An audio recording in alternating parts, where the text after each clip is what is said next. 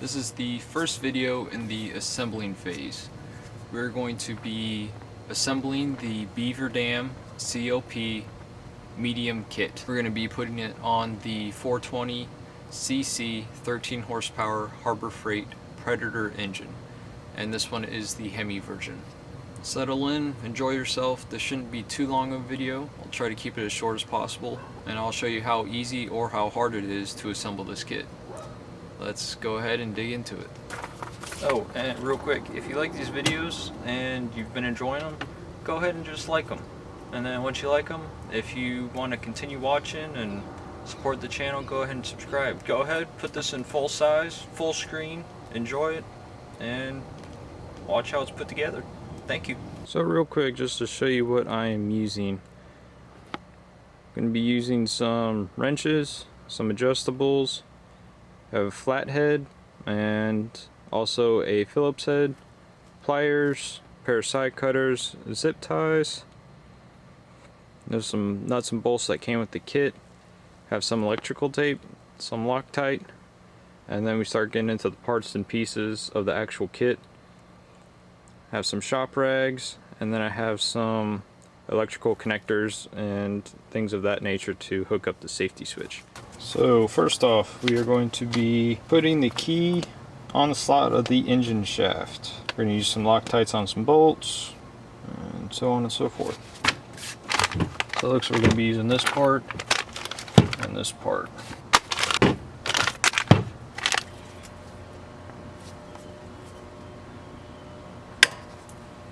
Alright, so we got to put, looks like it goes on like this.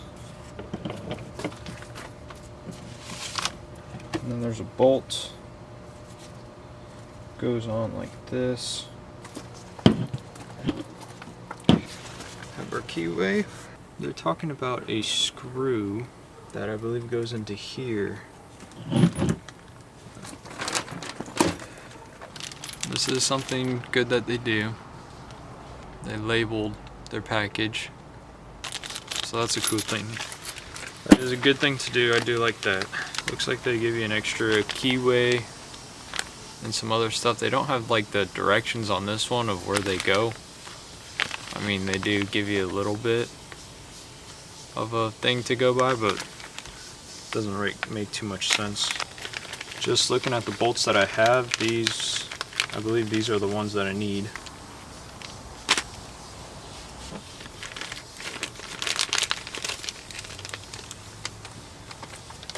There's a keyway and some extra bolts and stuff like that. One's longer than the other, so I'll read the directions a little further, see if I can't get a better description here. They say 2 different size bolts come in this package, and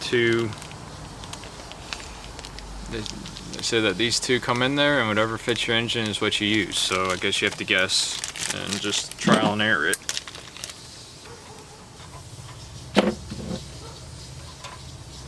So just by trial and error, this one looks like it fits. This one is a little bit thicker, and it doesn't really want to screw in there at all. So we'll be using this smaller one. So for the Predator 420 13 horsepower Hemi version, you're going to be using the smaller screw. You look down this slot, you see it on this part. So you have a narrow side and a thick side. Narrow side goes into the engine. Match up that with the keyway.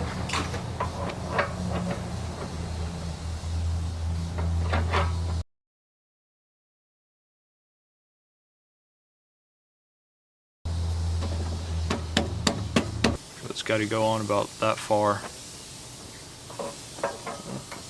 See how easy that is. Oh. Alright, so that went on pretty easy. So just got some Loctite. Give it a little bit of love there, a little bit of extra love. Alright, I do not have any sockets with me, so I'm gonna have to go get a socket set, and I'll let you know what size this is. Alright, so I found that a 9/16 works. Come on, focus, there we go. Recommended depot socket because you can't get the short one in there.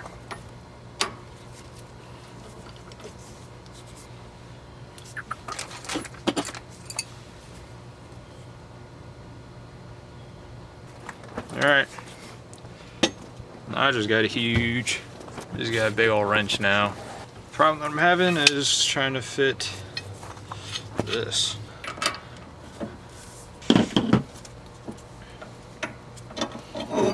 Alright, they say to do that for about 8 foot-pounds of torque.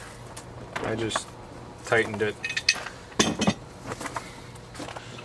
without putting too much muscle behind it. And then we got to get this on here. This is pretty straightforward. There's a threaded side, and then on this side you won't be able to pick up on it, But there's splines on the inside. To get it in there, it doesn't make sense to go like that. Nothing happens. So you gotta go like this. So if the size of the bolt was a 5/16, you tighten it to 8 foot-pounds of torque. If it was 7/16, you tighten with 12 foot-pounds of torque. The one I used was 9/16, so maybe the instructions are out of date. They didn't say what to tighten this to. Alright, so I put that together. I just tightened it to where it felt good and tight. I did not use any Loctite on it. On the inside bolt I did use Loctite, and I just tightened that to, because I don't have a torque wrench. So now I'm going to attach this coupler to here. Clean it off a little bit. Alright, so I'm going to fill this up a third of the way. I accidentally already put this on and then went to fill it a third of the way, and you can't really see what a third of the way is or how many pumps that is in your grease gun. So they need to change the directions around in that. So go ahead and fill this up a third of the way first and then put it on there. Now the grease that I am using is called a cornhead grease. It is a grade 0 grease. So at one temperature it's a solid, and then once it heats up it turns into a liquid. So that way, instead of just staying in there as a solid the whole time, it turns into a liquid, so it lubricates everything else a lot better. Use it, don't use it, up to you, but this is what I recommend and was introduced to me by SPS.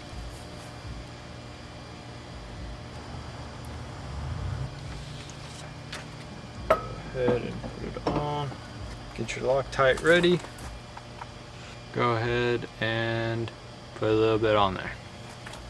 And go ahead and do that with all 4 bolts and tighten them down to 10 to 15 pounds.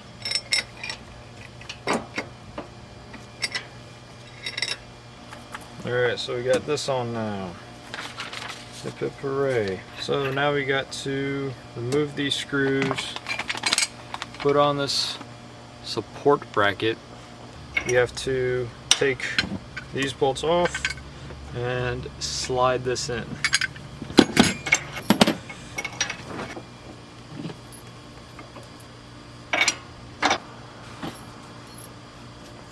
So once you tighten it down, these heads should go into their slots, and you should only need one tool to tighten these down. Before you go tightening down these too much, we got to go ahead and get the shaft in there. So I went ahead, got a chair, put it on that side, and that way it's holding the skag and all that, so that way it's staying here. So you got to peel all of this stuff off. Now the way that this shaft came packaged, it was showing when it came to my house. It was a little dirty because I had broken through the packaging, and it wasn't packaged the great, but it was packaged better than CKS Mud Skipper. But SPS definitely won the packaging war there. So go ahead, get this and try to get it in there. So before you go and try to install it, it may be a little tricky if you don't take out that screw. So what's going to happen is take out the screw that's stopping this from going in, and then you will be able to get that shaft in. So go ahead and take out that small screw. I don't know the metric size, so I'm just going to use a wrench. Should be about a 9 or a 10.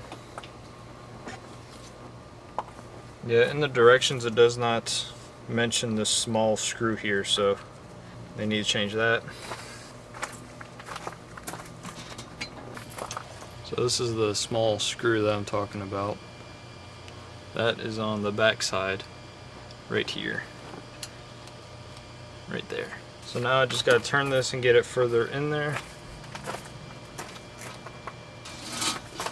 So what will happen, and you'll be able to see it in here through this slot, is that there's two shafts. This is the outer shaft that you see here, and then there's an inner shaft. The inner shaft and the outer shaft are separate, so that smaller shaft moves in and out.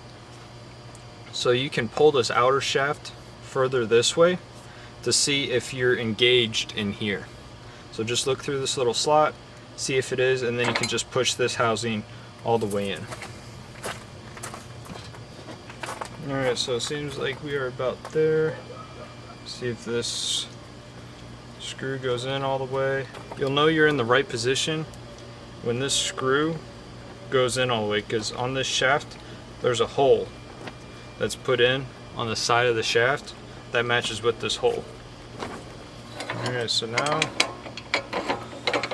put that in and get those bolts back in.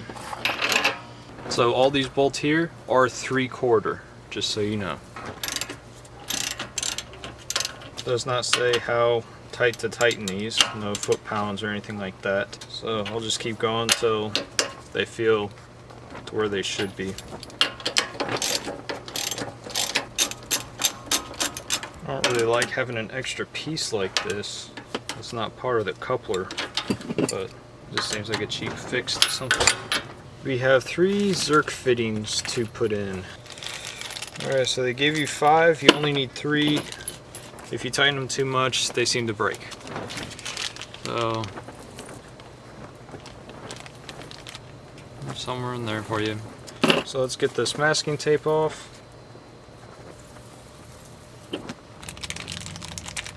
Alright, Zerk fitting, or grease fitting. That's what it looks like. There's a threaded part, and then the other part is where you put the grease in. So, just tighten it by hand. Now they say that these break easy, so I'm just going till I feel a little bit of resistance. They fall out, but I'd rather have one fall out than have the threads or something break and have stuff inside the shaft and all that kind of nonsense. So just go ahead and tighten it. It's not going to come out. Leave that. We have 2 more to do. This is the one right by the coupler is that way, and then there's 2 more down that way. And greasy. So wear some gloves. Alright, I'm going to peel this off with the same gloves and then wipe it down and then change my gloves so I stop getting all nasty. Proper way to take out gloves, just in case you ever go into the medical field. Back of the hand, up and over. Done for. Going over. Alright, so now we get to put the prop on. In this kit I got an 8 and an 8.5. I also ordered a 7 and a 7.5 inch weedless. We have a lock washer and a nut. This I guess is meant just for shipping, so they say you don't have to use it. This shaft is tapered, so it's thick up here and thinner down here. So it's the same with the prop here. This is the smaller side, this is the bigger side, so you want to slide it on like this. Now you do have a keyway. There's also a keyway right here, so you have to match those up. So just push it on there, put your lock washer on, and then put your nut on. So now what we have left is the handle, the mount to the motor, and the mount to the boat. Alright, so as your kit comes, this is how it comes. You got to put this together, put it where you want it. Now I would put this together and then put the engine onto this. So let's go ahead and get this gimbal part onto here.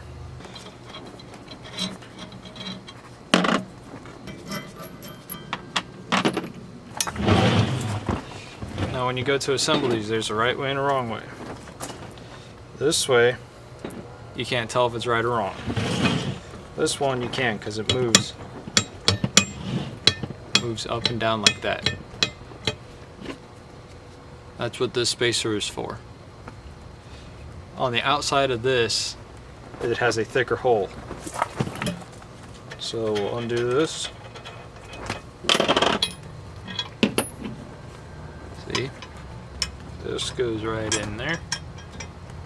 It's like a little cutout for it to fit there.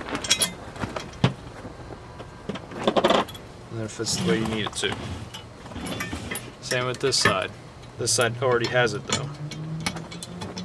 So just remember that you need that little spacer that fits in that gimbal.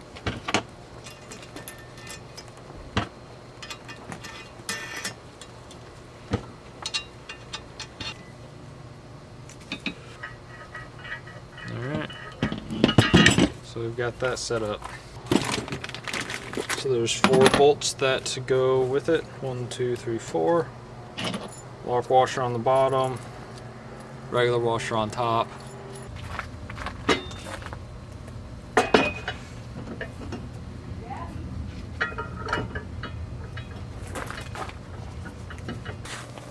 So I just have it hanging off, just like that.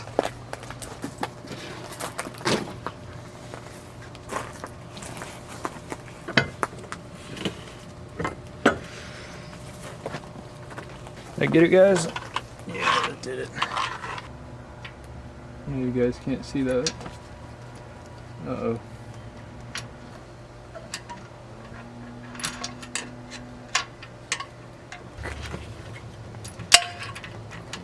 Back in there.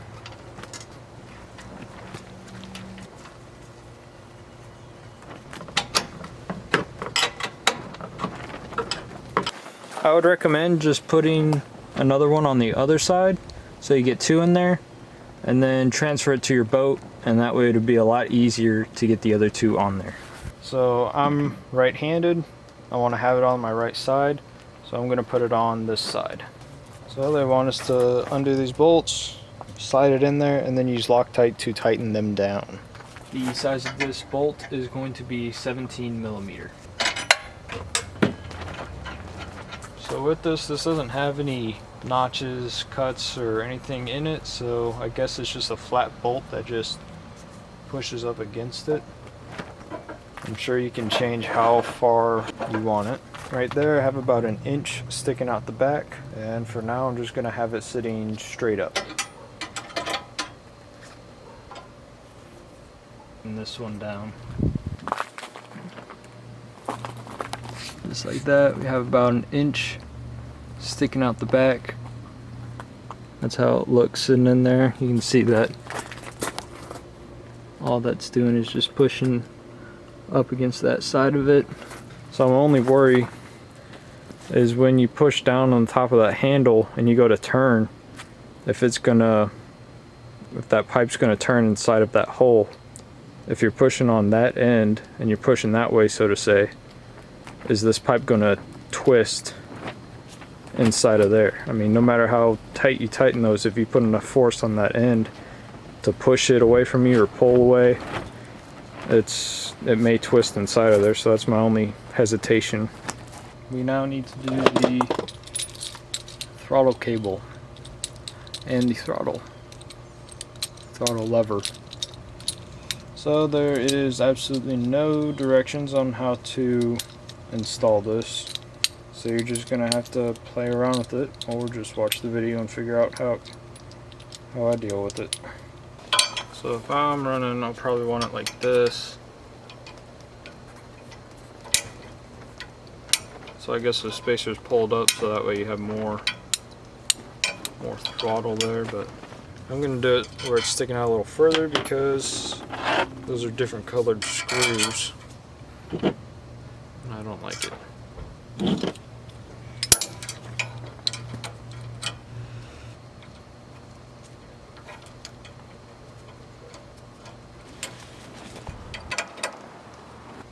Alright, so I got this done. Yeah, this end with a little nugget on it, and this side without one. Alright, so one with it goes up here.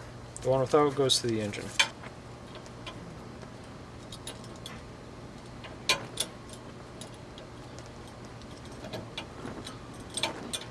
So as you see, it goes through here, just like that.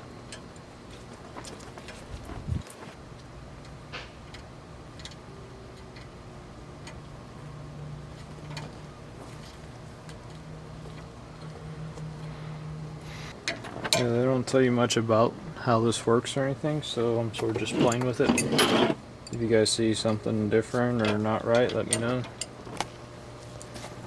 So as you may or may not see, you see where that is, and we go in, and right there, right here is where we have to tighten it down and feed it through. So with that, you need a Phillips head screwdriver. Go ahead and loosen that up. So one way to set this is put it max throttle, and then what I'm going to do is zip tie the handle to where I want it.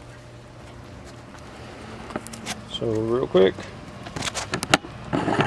just so you see it, throttle closed, just like, or all the way open. If you have that pressed all the way like that, you're going to be in full throttle, or you want to be. We are simulating, with the handle zip tied the way it is, we're simulating full throttle. So I'm going to move the throttle cable, or the throttle on the engine, all the way over like you're going full throttle. So you were looking in here. This is the airbox. We got to remove that. To remove that, you have to remove this air hose line. And I will undo the filter. Still can't reach it, so I got to take all of this out. As you may or may not be able to see, there's one bolt or screw here, there's one Phillips head here, and then there's one Phillips head right under there. So 3 things to get.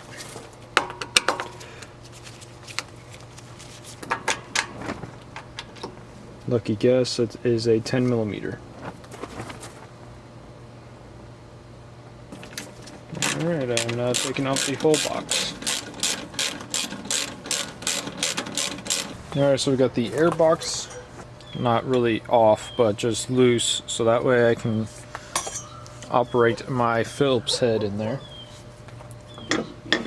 So I'm going to go ahead, line that up, and clamp it down there on the middle.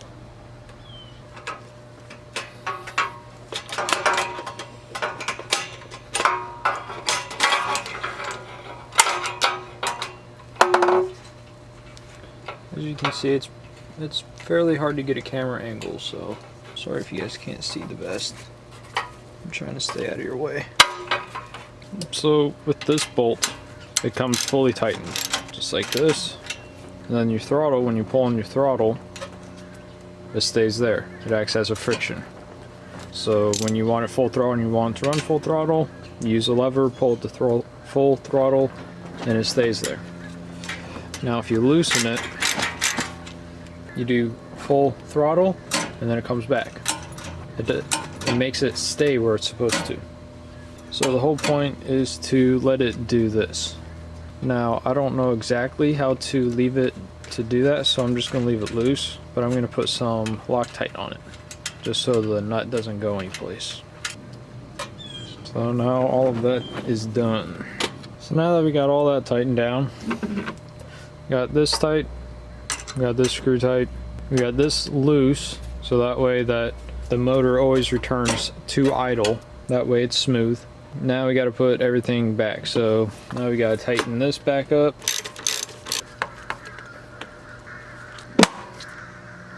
So I put this here just so it doesn't slip and slide everywhere.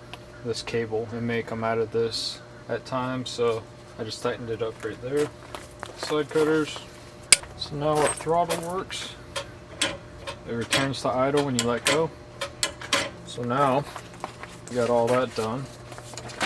We get to mess with the kill switch. So what they send you for the kill switch is this button, little graph thing chart, and then the cord. They want you to bolt it. So hopefully this hole has already been put in. They did upgrade or update this. In the directions I said you had to drill your own hole, but it looks like they already drilled it for you. This is your wire for the oil sensor. Goes into there. There's a black wire that comes out of that, which goes here. All this other fun mumbo jumbo goes into the starter. What we have to deal with is this black wire here. We're not messing with the yellow wire at all, just the black wire. Our black wires are hot, and then the ground will just go somewhere onto the engine. So one major downfall of this kit is the kill switch. I like the idea of having a push on, push off, kill switch button, turn the engine off type of thing, but it doesn't come with any wire. I deal with appliances, so I have a 6-foot power cord that I should be able to salvage and make it work. It's 6 foot and it reaches around, but I just can't put it inside the handle. So I'm gonna have to make it look a little redneck and just zip tie it on the outside and not make it look as nice as I would like it to. No, I'm not a professional at wiring, so whatever I do, don't follow it. So just like that. Go ahead and do some electrical tape and then zip tie it. And then we'll get started on the other end. Just like wrapping an alligator's mouth. So this first zip tie is just to get a solid one in it. Being in the Florida sun, I want to try to keep this in the shade. So that's why I'm feeding it down and around. So just zip tied it here, brought it around, just cut this wire off. We're going to go ahead and make black the hot. And then I accidentally cut the white, so I'm going to have to splice in there and extend the wire a little longer. I'm going to take off this connector. I want to save as much wire as I can.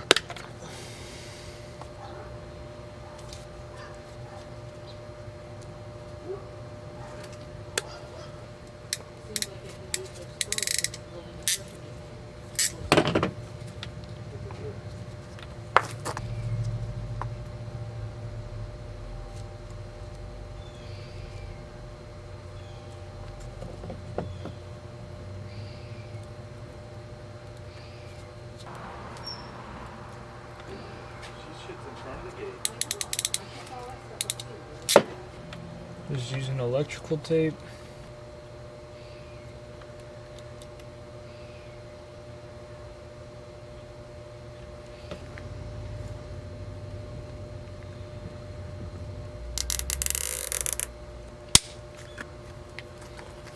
So we got all that now.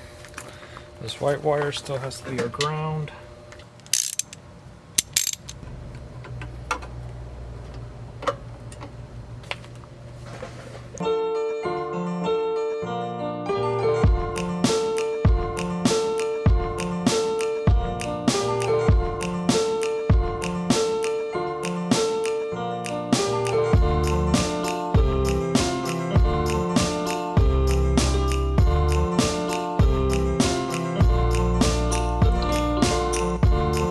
Go ahead and see if this starts.